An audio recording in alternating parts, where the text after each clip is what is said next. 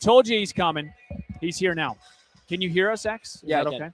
So wait, I did just blindly assume. Did you get married this offseason? I did. You did. Okay. You got the left February hand. 7th. Yeah, about 4 weeks ago. Wow. 4 weeks Tomorrow will be 4 weeks. Was it the greatest day of your life? Yeah, it was. It was definitely one of them for sure. Like emotionally, it's 100%. overwhelming. A lot of tears. Seeing family, friends, loved ones there is a really special day for me and family. Now, let me ask you, because I'm gearing up for my next January, and I'm just, for me, the anxiety-inducing thing, but also the thing that has the most buildup is like the first look. When did you get the first look? Was it when she was coming down the aisle? Or no, before? so we did like a very kind of intimate wedding, like 40 people, like 20 and 20 on each side, just close family members, family friends, like really close friends, and that was it. So we kind of did like some photos before, but I had a first look of her in the dress outside when we were doing photos. Yeah. And then we did the kind of ceremony, like a shortened ceremony. Did you cry? I did. First look. Yeah. I did then, and I did during the ceremony as well. Yeah, I mean, who officiated the wedding?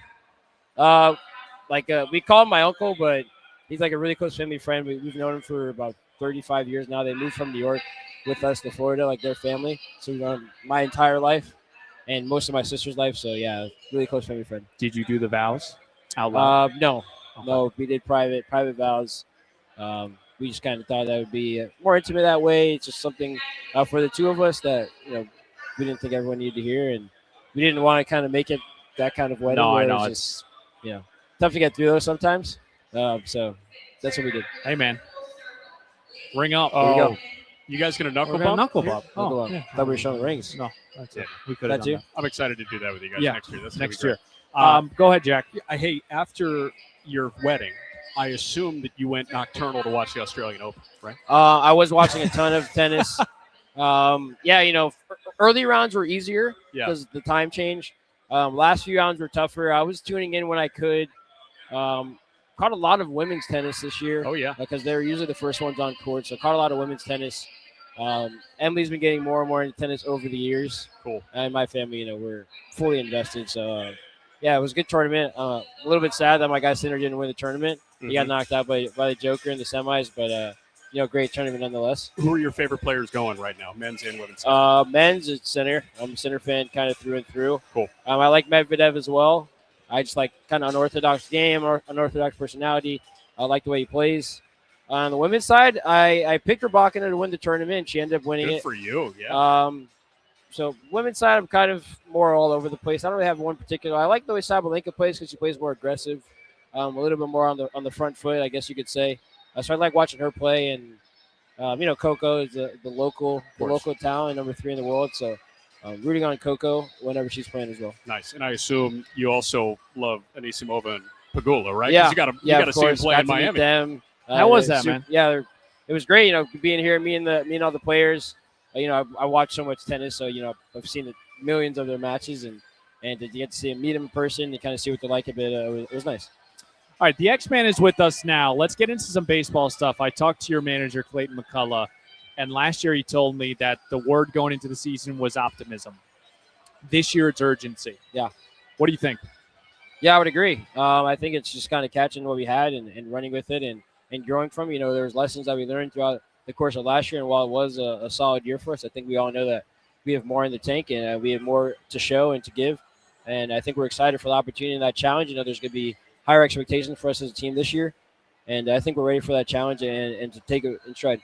Are you guys ready to – I mean, obviously you guys are ready to take on the expectations, but were those welcomed at the end of last year? Because we were just talking about it 20 minutes ago. It kind of left like a sour taste in everybody's mouth the way that it ended last year. And you guys were so good. You weren't mathematically eliminated until the final week of the season, and everybody was like down. When it happened, it was – man, there was some more meat on the bone there. I guess, how are you guys bouncing back as a collective unit going into spring training? I think it just starts from day one. Honestly, like a lot of the messaging last year was just like that teams weren't going to respect us. And, I feel like they didn't at the first half of the year. And towards the back half of the year, the messaging changed. Like we showed people that we could play. And even though we're the youngest team in the league, that we're hanging with everybody. So once we showed that, the messaging changed. Like, okay, like now you belong here. This group belongs here, that we can play and we can see it at this level. So I think that was a big part of last year, and I think that's what we're going to carry into this year. Like we belong. We know we belong here. We know that we're more than good enough to play and have success at this level. And as a team, win games and win tight games and never be out of games. So I think it's important for us to keep kind of having that sense of urgency. So I like that word that's get picked of urgency. That's going to be big for us from day one. Something that we loved watching, something that South Florida baseball fans and baseball fans in general loved watching was back half of the season. It was a magical middle infield tandem defensively. You at second, Otto at short. How much fun did you have playing defense last year? A bunch. I was, some people may not be happy, like, when they change position, like shortstop, captain infield, like second base, I loved it. And I was glad kind of once it did happen, it was kind of weight off my shoulders a bit. And I think it turned out to be for the better for Otto and myself. I'm so glad that we had that chemistry kind of already from me being on the shortstop side and him on the second. We played together for the last year and a half. But yeah, I definitely took a step up once we switched, and for the better. Our team defense got better. I would say we definitely started winning more games, and it all comes down. They say defense wins championships, but defense wins regular season games too. Like when you don't make mistakes and you play clean baseball, throw the ball over the plate. Like the pitchers are going to throw more strikes, so they're confident the plays are going to get made behind them, and it just piggybacks off that. So when we're playing clean defense, we're a really tough team to beat. So you finished the season, you hit 283. We talked about the defense at second base. Take us in the office with whoever you spoke to after the season. What are they telling you? What's the dialogue? We want you to get better at this, or what were the discussions for your offseason? The team told me, different things. I kind of had my own things in mind already, but I knew I needed to improve upon my right-handed numbers from this past year. That's probably one of my more poor right-handed performances. I was just going to ask you. I have it written down: 236 against left, 306 against right. How? Why? I would just say it was just a poor year offensive. I didn't really feel like I had a groove right-handed kind of all year. Like it kind of started in spring and it kind of carried out throughout the year. And usually I turn around at some point, I get it going and it clicks and I can ride it for a while on the right-hand side. But that kind of didn't happen this year. That's kind of just a part of playing at the major league level, the toughest league in the world, and also switch hitting, one of the more difficult things to do in baseball. Yeah. So just balancing that, making sure I'm getting enough right-handed swings. So I've been really diligent with my work this offseason, specifically on the right-hand side. Quick follow-up on that. Are you a natural lefty or natural righty? I'm a natural righty. Wow. Yeah, I feel like most switch hitters are. Yeah. But yeah, natural righty. And over the years, I just have put like so much time in on left-hand side because before it was so behind that I had to try to get it to catch up. And it took so much time for it to finally catch up that, I just had that blueprint of hitting twice as much on left-hand side. And then we come out to the games and it's right-handed pitcher. So I'm just constantly taking so much more left-handed swings that, I have to kind of reinstill and, reinstall that right-handed swing and making sure that my foundation is good on the right-hand side and, my sequencing is good and all that things also. Now get nerdy on us for a minute because when you're working on your right-handed swing, is it kind of pitch by pitch this offseason where, hey, I want to be able to get to that, carry fastball at the top of the zone. I'm going to train that, and then I'm also going to train breaking balls. How does the work look? I would say it's more like zones, really. I think every hitter kind of knows what they do and don't hit well, or what zones they hit better than others. For me, it's I just want to make sure that I'm capitalizing and hitting the pitches that I know I should hit. I feel like I should hit. The pitches over the heart of the plate that I feel like I should hit.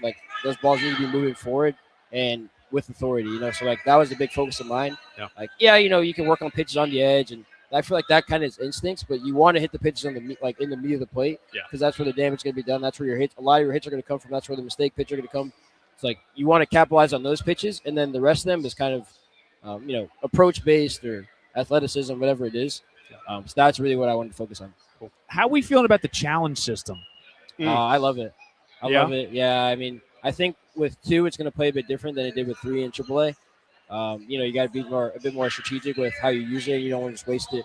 But I think it just gives you a better shot. Sometimes you do get screwed over on a pitch, and it's important to have something to hold the umpires accountable and also just keep your at-bat alive. It really, one pitch can change a game, can change an inning, can change how the game finishes. So it's really important to be able to, potentially get a pitch that can swing, get you out of an inning on defense or keep you in an inning on offense. There needs to be some guardrails. You can't be challenging first pitch of the game, right? Because you can. How does it work? No, you can. You can challenge as often as you want as long as it's successful.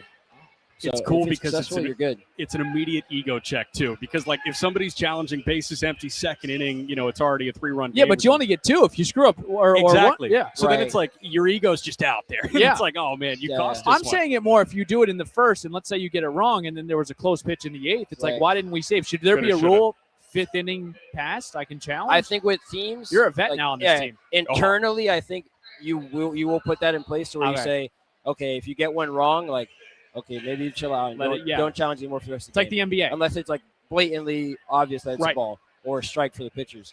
But I think you put something in place. You're right. You don't want something, 2 outs, 0-1 count in the bottom of the first inning, you're ripping the challenge. It's like, okay, like, chill out. Yeah, that bat may be meaningful for you, and like maybe we go on to score 6 runs after that. But what if you K after that? Right, and then it's like now we just chalked ourselves maybe for the 7th, 8th, or 9th inning when we need a big pitch in a first and third situation. I love it.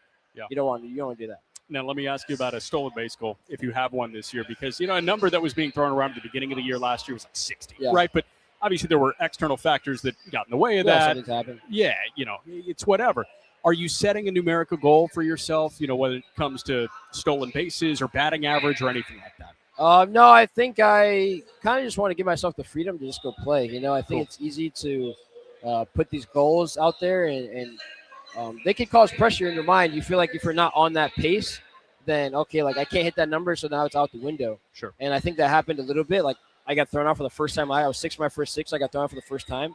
I never get thrown out like 4 more times. But I was like, immediately I was like, oh, like how am I going to get to 60? How am I going to get to 60? And you just put yourself so much pressure on yourself to try to reach these numbers that you make up in your head that you start forcing the issue, and then you get thrown out more, and it's a give and take. So I think when I just play free, I think that's when my better baseball comes out on all fronts, on defense, on offense, hitting, base running. I think it comes out better that way. So really I'm just trying to go play. I want to put my best effort every single day, do my homework and be prepared going into the game so that I can let my instincts and the information I have going into the game just play. And at the end of the year, I think myself and everybody else would be happy with what they see. Cool. Xavier Edwards with us now. Do you have 5 more minutes or do you need to run? No, you got 5 minutes? I'm here, yeah. Okay. Here, 5 minutes. So I always think of the Giannis press conference, the failure thing and I think that totally is relevant in this case where you want to make personal goals. Maybe you just don't say anything to anyone, us media jackals that hold you to it. Like you told us you were going to say, and you didn't do that. But how do you do that? Because you want to have those goals, but at the same time, if you bat 330 next year and you steal 20 bases, but you score 100 runs, I don't care. Right. So what's the balance of that? Just further doubling down on what I was just talking about. I think it's just giving yourself the freedom to like go be your best self, go be your best, athlete, go be in the best headspace going into each game like the best you can. Go give 100% or whatever you have that day into that game, because the game it looks different every day. Throughout the course of the year, your body feels different, but you have to figure out a way, to get on base, to scrape across, one hit or one walk, or get a run in the 8th inning when your team needs it, or get a bag late in the game when your team needs it. So. That's how I feel going into this year. Like I do believe in the sense of goal setting, but it's so easy to put the unnecessary pressure on yourself because the game can be that on its own. Like you don't necessarily need more of that, and I feel like sometimes for me it does more harm than good. You itching a little bit to get back to Jupiter? Yeah, I'm ready. I missed yesterday, so I'm excited to see the boys today and. See some of the guys. So that's what someone asked me earlier, like, what are you most looking forward to? And I was like, I'm looking forward to seeing my teammates. And I haven't seen them in 4 or 5 months. Right. And looking forward, getting back to practice. Towards the end of the offseason, kind of get a little tired of I'm lifting 4 times a week. Or all right, I kind of want to go to the field and take ground balls and take some swings. Work on stuff on that front and work on double plays. Like I love clean baseball. So being around that, balls flying around the infield, double play turns, it's all smooth and crisp. That's what I really like. I like being a part of high-level baseball. Lifting is fun, but baseball is really what makes me go. I understand. I totally understand. Now, let me ask you. I was talking to a bunch of card guys up there, and they're kind of people that do the pregame cards and euchre and whatever. Mario Kart's coming fast. Yeah, right? It should be. I know we lost Cal, but it should be. I think enough of us should have the new Switch by now. Okay. That we should have a good little group.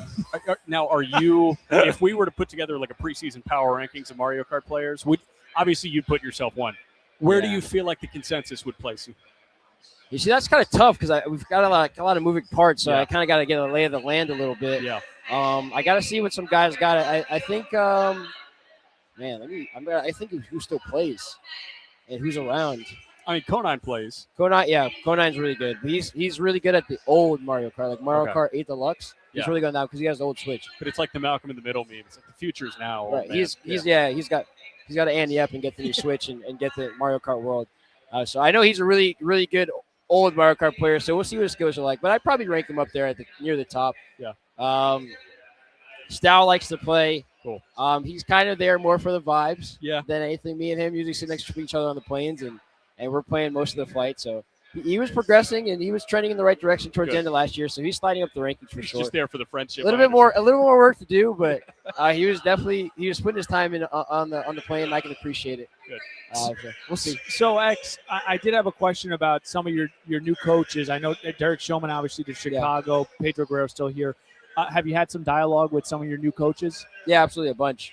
I feel like I've been on a FaceTime call like the last month or so with either Petey or Corbin or Chris, talking about blast motion or swing stuff, attack angles, all kind of blast motion. Yeah. What is that? It's the hit like metric thing on the bottom of the bat.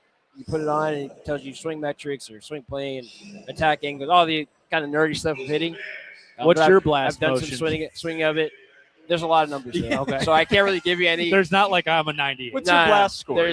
There's all kinds of. I mean, honestly, more numbers than you would think Okay. would be related to swinging a baseball bat.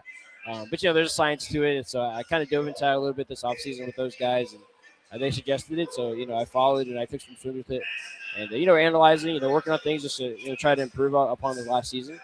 So I've been in constant contact with those guys. Good guys. Yeah, it's good. They're a good group. Hate to see Showman go.